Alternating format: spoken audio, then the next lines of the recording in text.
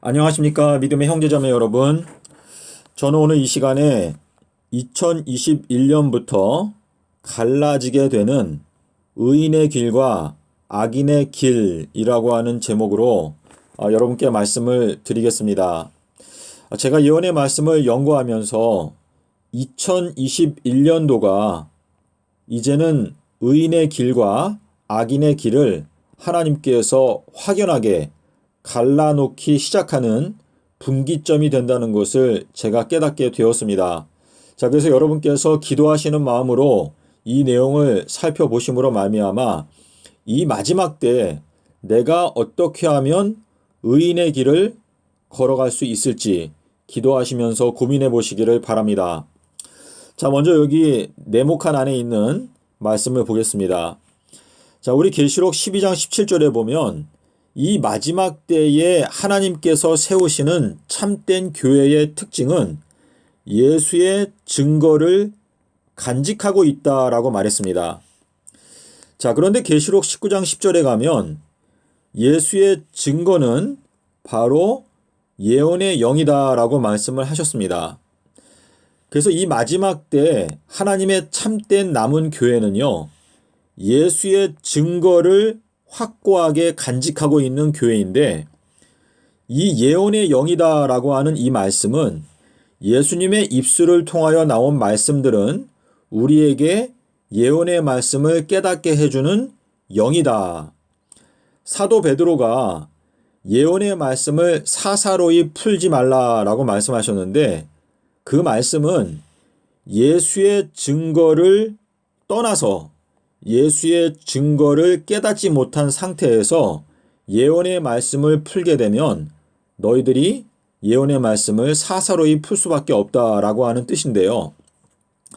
우리 마태복음 16장 3절 4절에 보면 이 시대를 분별할 수 있는 비결, 다시 말해서 시대를 분별한다는 것은 예언의 말씀을 깨닫는다라고 하는 뜻인데, 이 시대를 분별할 수 있는 유일한 방법은 요나의 표적밖에 없다라고 하셨습니다. 다시 말해서 성경에 있는 계시록과 다니엘서의 예언을 깨닫기 위해서는 마태복음 12장 40절을 깨닫지 않고는 깨닫는 것이 불가능하다라고 하는 뜻입니다. 자, 그래서 이 삼라 삼밤 땅속에서라고 하는 이 요나의 표적, 인자의 표적을 여러분께서 깨닫고 그 말씀을 간직하는 사람이 되어야 하나님의 참된 남은 교회의 구성원이 될 수 있는 것입니다.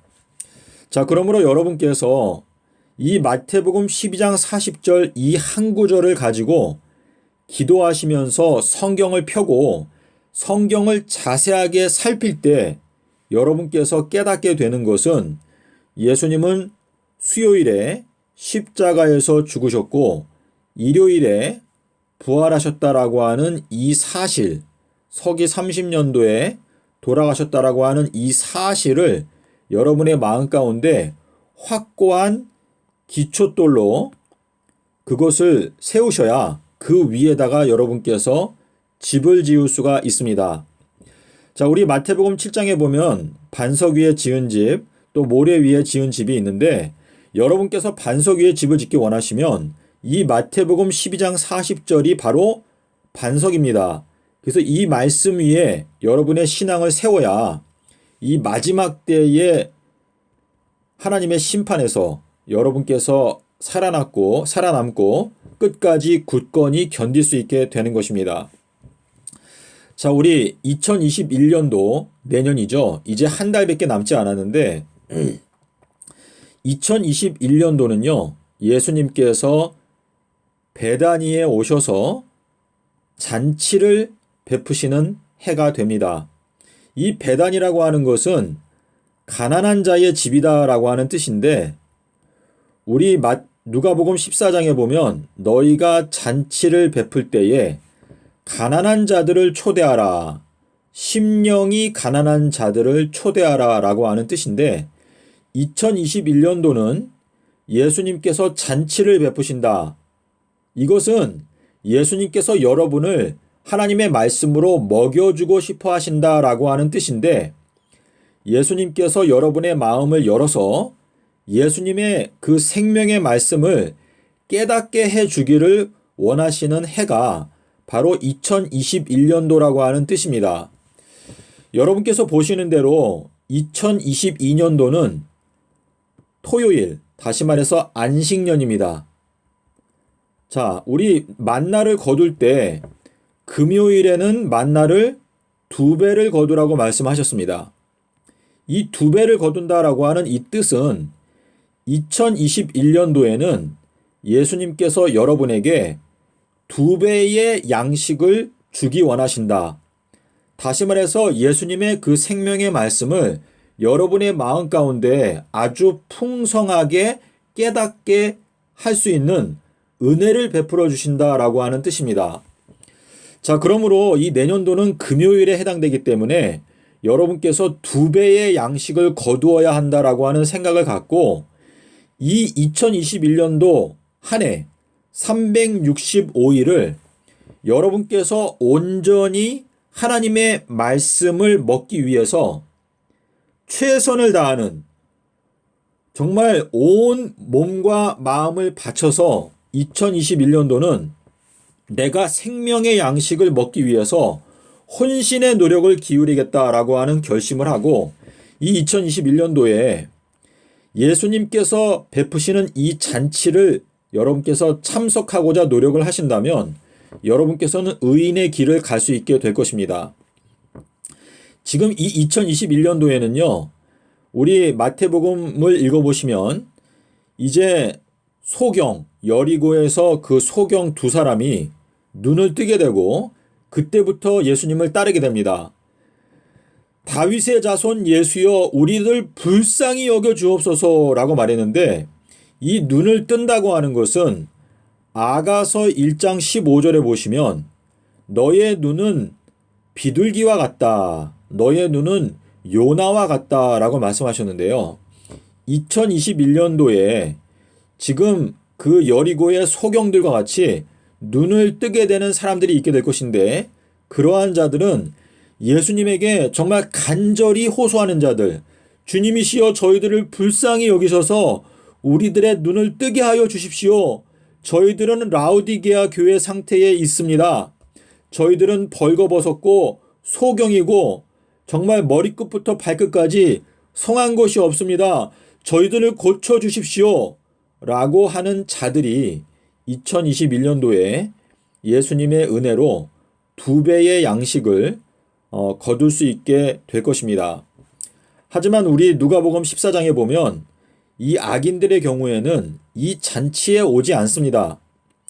나는 소를 샀다, 나는 밭을 샀다, 나는 장가를 갔다, 그래서 여기 잔치에 참석할 수가 없다. 이 뜻은 무엇이냐? 2021년도에도 여전히 세속적인 목적으로, 야, 나는 돈을 이만큼 벌어야 돼, 나는 승진해야 돼, 나는 이런 자격증을 따야 돼, 여러 가지 목표를 세우는 과정에서 자기의 유익을 위해서 노력을 하는데 하나님의 말씀에는 관심이 전혀 없는, 다시 말해서 예수님의 생명의 말씀에 여러분의 마음이 없고 돈을 사랑하는 마음, 명예를 사랑하는 마음, 이 세상을 사랑하는 마음이 여러분의 마음 가운데 신이 되어 있다면 여러분들은 이 잔치에 참여하지 않게 될 것이고 이 잔치가 있었다는 것조차도 깨닫지 못하게 될 것입니다. 자, 그래서 지금 의인들의 경우에는 내년도에 잔치에 참석하고 2022년도는요 호산나를 외치는 해가 됩니다. 이거는 안식년인데 이 호산나를 외치는 것은 2023년부터 이제 30년까지 7년의 기간 동안에 하나님의 추수의 때다, 하나님의 심판의 때다 라고 하는 이 외침을 2022년도에 호산나 외칠 때 이 악인들의 경우에는, 자, 호산나 외치는 모습에 보면은요 사람들이 나뭇가지를 찍어서, 나뭇가지를 베어서, 나뭇가지를 꺾어서 이 나귀가 타는 앞에 길에 깔았습니다. 이 찍어버린다, 베어버린다, 또 꺾어버린다라고 하는 이 뜻은 마태복음 3장 10절에 보시면 도끼가 이미 나무 뿌리에 놓여 있는데 열매 맺지 아니하는 나무는 찍어서 불에 던져 넣겠다라고 침례 요한이 말했는데, 침례 요한이 말했던 이 도끼라고 하는 것은 자기 자신을 말하는 것입니다. 자, 여기 찍혀버린다. 지금 이 침례 요한이 전파했던 기별은 뭐냐면 회개에 합당한 열매를 맺어라. 이 회개의 침례를 전파했는데요. 이 회개의 침례를 받은 수많은 사람들이 있었지만 바리새인들과 사두개인들은 침례를 받지 않았습니다. 누가복음 7장 30절에 보면 바리새인들은 스스로 침례를 받지 아니하므로 하나님의 뜻을 저버렸다라고 말했는데, 회개한다라고 하는 그 고백, 그것으로서 물침례를 받는 것인데, 물침례를 받게 되면 성령을 약속하셨습니다. 자, 그러므로 여러분께서 이 2022년도는요, 마지막으로 물침례를 받을 수 있는 마지막 기회가 되는 것입니다. 그래서 물침례를 받게 되면 사도행전 2장 38절에 보면 성령을 선물로 주신다라고 약속하셨는데, 이 2022년도가 되어도 이 2021년도에 이 잔치에 참여하지 않는 사람들은 말씀의 의미를 깨닫지 못하게 되고 2022년도에 아무리 큰 소리로 외쳐도 회개할 마음도 없고 물침례를 받을 마음도 없게 되는 것입니다. 제가 아는 어떤 분이 저한테 이렇게 말했습니다.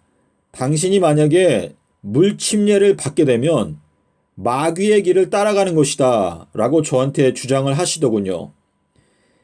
이렇게 우리가 하나님의 말씀을 곡해하게 되면 예수님께서 받으신 그 침례를 우리들도 똑같이 받아야 합니다. 예수님께서 걸어가신 길을 우리들도 따라가야 하는데, 오히려 반대로 예수님께서 침례를 받으셨고 나도 침례를 받고자 하는데도 그 침례를 받는 사람에게 당신이 물침례를 받게 되면 당신은 마귀에게 잡히게 된다라고 하는 엉뚱한 주장을 하게 되는 것입니다. 정반대의 주장을 하게 되는 것입니다. 자, 우리 사도행전 2장 38절에 보시면은요, 물침례를 받게 되면 성령을 선물로 주신다라고 말했습니다. 예수님께서 물침례를 받고 올라오셨을 때 비둘기 모양의 성령이 예수님께 내려왔습니다. 그러므로 여러분께서 구원받기 원한다면 반드시 물침례를 받아야 합니다. 하나님도 하나요, 주도 하나요, 침례도 하나요 라고 말했는데, 현 기독교회는 침례하고 세례를 만들어 놨습니다. 침례를 두 개로 갈라놨어요. 그것이 하나님의 뜻이 아닙니다. 침례는 한 가지, 예수님께서 받으신 대로 물에 잠기는 침례, 그것 하나밖에 없습니다. 자, 그리고 이제 2023년도가 되면은요, 악인들의 경우에는 무화과 나무가 말라버린 것처럼 이제 말라버리게 됩니다. 예수님께서 마가복음 11장 12절에서 일요일 날 무화과 나무를 완전히 말려버렸습니다.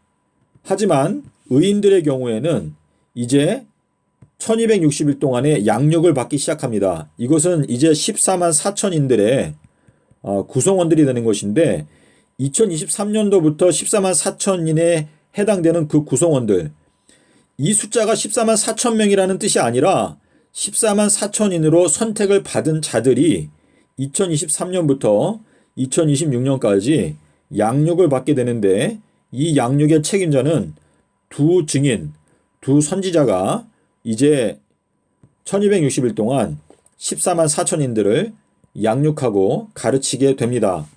그리고 2026년도가 되면 지금 주의 만찬, 이것은 예수님께서 이제 의인들에게 인쳐 주시는, 너희들은 이제 오순절에 또 6월절에 성령의 인을 쳐주심으로 말미암아 이때는 이제 능력을 받고 이 42달 동안에 그 성령의 능력으로 수많은 이방인들에게 이제 전도를 하게 되는 역사가 일어나게 됩니다.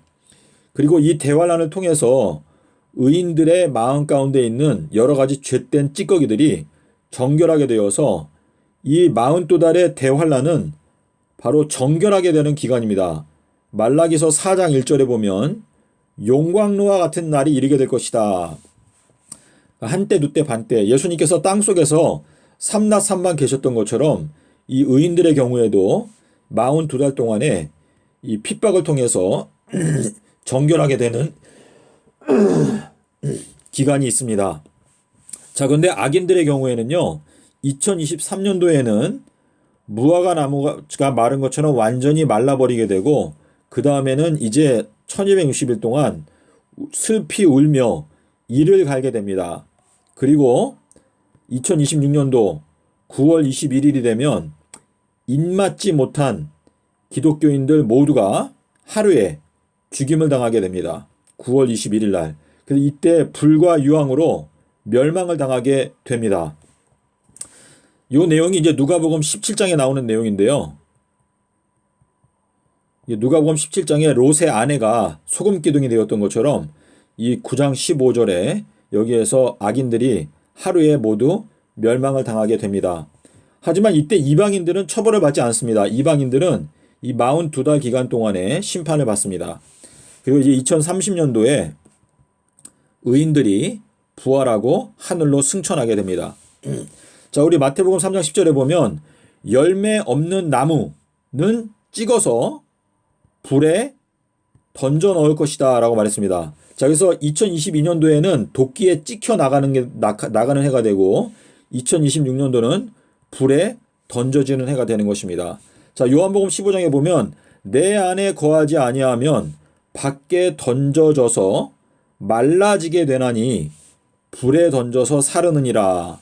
자, 말라진다라고 하는 표현은 2023년도에 영적으로 완전히 말라버리게 되고, 그리고 2026년도에 불에 던져서 사르게 된다라고 하는 의미가 되는 것입니다. 자, 여기 밑에 제가 이렇게 요약을 해놨는데요. 의인들이 걸어가는 길은 2021년도에 잔치에 참석하고 2022년도에는 호산나를 외치고, 그리고 1260일 동안 양육을 받고 2026년도에는 성령으로 인침을 받고 그 다음에 환란을 42달 동안 통과하고 정결케 되어서 하늘로 승천한다. 이것이 의인들이 걸어가는 길입니다. 하지만 악인들의 길은 2021년도에 잔치에 불참하게 되고 2022년도에는 도끼에 찍혀서 잘라지게 되고 2023년도에는 말라버리게 되고, 그리고 2026년도에는 불에 태워지게 된다. 자, 그래서 여러분, 하나님께서 저희들에게 말씀하시기를 내가 너희들의 길 앞에 사망과 생명을 두었다. 그 둘 중에서 선택하는 것은 너희들의 선택이다 라고 말씀하셨는데요. 자, 2021년도에 여러분께서 이 세상에서 돈을 벌고 명예를 얻고 세상의 쾌락을 위해서 사는 것이 아니라 2021년도에 주님의 잔치에 참석하기로 결심을 하신다면 하나님께서 여러분의 마음을 감찰하시사 여러분에게 진리의 말씀을 2배로 깨닫게 해주시고, 그리고 2022년도에는 호산나의 외침을 외치게 해주시고, 그리고 양육을 받고, 그리고 정결케 되어 하늘로 승천하게 되는 그 예수님께서 인도하시는 길을 따라갈 수가 있게 될 것입니다. 자, 그러므로 여러분, 이 내용은요, 이 세상에 있는 25억의 기독교인들에게 모두 경고를 해야 하는 기별입니다. 그러므로 여러분께서 이 하나님의 사업은요, 로마서 10장 14절에 보면 전파하는 자가 없는데 어찌 들으리요 라는 말씀이 있습니다. 이 한 달란트의 비유를 보면 한 달란트 받은 자는요, 진리의 말씀을 받고 나서 그 말씀을 전파하지 않고 땅속에다 묻어놨어요. 그래서 계시록에 가면 우박이 한 달란트가 되는데 그 한 달란트에 되는 우박이 땅에 떨어지는 내용이 나오는데, 여러분께서 진리의 말씀을 받고 그 말씀을 그냥 다른 사람에게 전파하지 않으면 결국은 여러분이 망하는 것입니다. 저희들은요, 예수님께서 말씀하시기를 나와 함께 하지 아니하는 자는 나를 반대하는 나의 대적이고 나와 함께 모으기 위해서 노력하지 않은 자는 흩어버리는 자다라고 말씀하셨습니다. 우리가 진리의 말씀을 깨닫고 전파하지 않는다는 것은 있을 수가 없는 일입니다. 그러므로 여러분께 주신 이 달란트를 사용해서 세계의 206개 나라, 전 세계에 있는 모든 나라에 여러 가지 방언으로 저희가 이 경고의 기별을 전파해야 합니다. 저는 이 내용을 영어와 한글로 제가 만들어서 전하고 있는데요. 이 기별이 온 세상에 전파될 수 있도록 여러분께서 기도하시고 노력하시기를 바랍니다. 이것은 저의 사업이 아닙니다. 이것은 하나님 아버지의 사업입니다.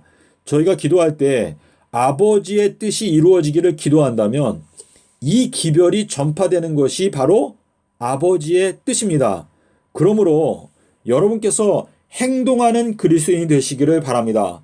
여러분께서 기도하고 또 헌신하고 희생함으로 말미암아 하나님의 나라는 건축이 되는 것입니다. 예수님의 희생으로 말미암아 기초석이 놓여졌고 그리고 이 영원한 평화의 도성 새 예루살렘은 그 희생 위에 성도들의 희생을 통하여 지어지는 것입니다.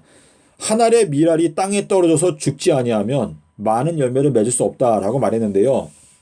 이 마지막 때에 14만 4천인들의 희생으로 말미암아 새 예루살렘은 건축이 될 것입니다. 자, 그러므로 여러분께서 기도하시면서 이 내용을 살펴보시고 이 내용이 온 세상에 전파될 수 있도록 구체적인 계획을 세우고 행동하는 여러분과 저가 되었으면 좋겠습니다. 주님 진실로 속해 오십니다. 감사합니다.